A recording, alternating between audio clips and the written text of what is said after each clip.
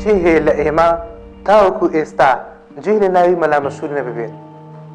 لە بچووک و لە گەورە لە هەموو شوێنەکان تاوەکو ئێستاش و لە کۆنەوەش هەر باسی مەلا مەشهور کراوە. بەڵام ئایا تۆ مەلا مەشهور دەناسی؟ ئایا تاوەکو ئێستا لە کەسایەتی ئەوت کۆڵیوەتەوە؟ ئایا کەسێکی زیرەک و دانە و تێگەیشتوو بووە یان کەسێکی مایە پێکەین و گاڵتەزاری بووە؟ لەم پاپۆرتەدا زیاتر دەزانی.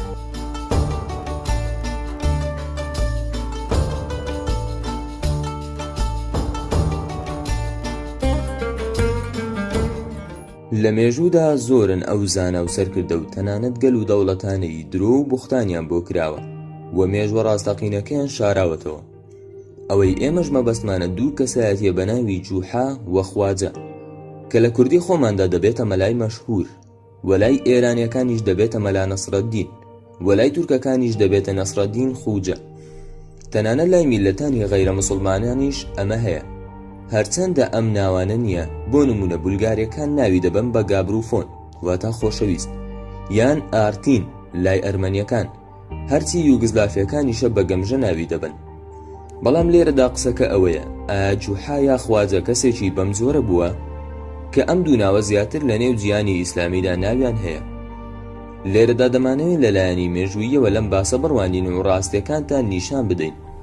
جوحا چێیە؟ جوحا موجود، لكن موجود بأي شكل وإمتى اتخلق ما نقدرش نعرف. لا يستطيع ليس هناك شاهد واحد يستطيع أن يحدد لي تاريخ الجوحا. ناوي أبو غصن دوجين كوري ثابتي يربوعي بصرية، نازناوي جوحايا، سەر بەهۆزی فزارەی عەرەبیە.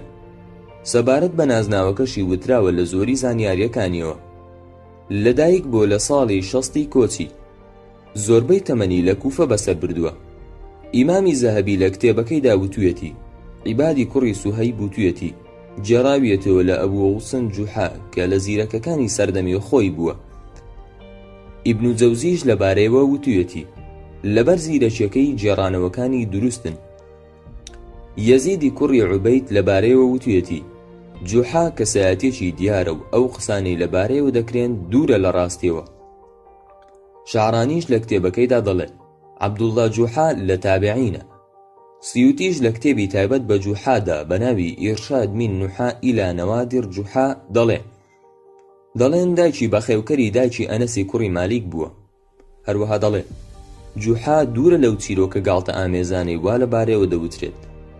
بۆیە دەبێت بزانین کەوە ئەم زانە پایە بەرزە خاوەنی کەسایەتی و پێگەیەکی کۆمەڵایەتی بووە و دوور بووە لەو جۆرە سوکایەتی لە ئێستادا لە بەرامبەری دەکرێت کە بە هیچ شێوەیەک لەگەڵ دینداری و وەڕعی ئەو پیاوەدا یەک ناگرێتەوە. ئەمە دەربارەی جوحا. ئێستا بابەینە سەر خواجە. خواجە کێیە؟ خواجە نەسرەدین ناسرا و بە نەسرەدینی تورکی، زانا و قازی و کەسایەتێکی گەورە بووە. لە دەیەکی بچووک بە ناوی خورتعا لەدایک بووە لە ساڵی 60 کۆچی، لەوێش خوێندوێتی. کەسایەتێکی زاهید و لەخوا ترس بووە. ماڵەکەی ئاوەڵا بووە بە ڕووی ڕێبوار و جوتیاراندا.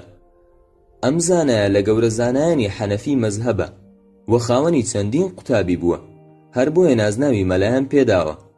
ئامۆژگاری خەڵکی کردووە بە شێوەیەکی ئاسان و لەسەرخۆ لەسەر ئەمرکردن بە چاکە و نەهیکردن لە خراپە. لە ساڵی 663 کۆچی وەفاتی کردووە. گۆڕەکەی ئێستا لە ئاق شەهری گەورەیە. ئەمەیە ژیانی ڕاستەقینەی ئەم زانە و کەسایەتیە گەورانە کە لە ئەدەبی گەلاندا کراونەتە جێگای پێکەنین و ڕەمزی جێلێتی و نەزانی.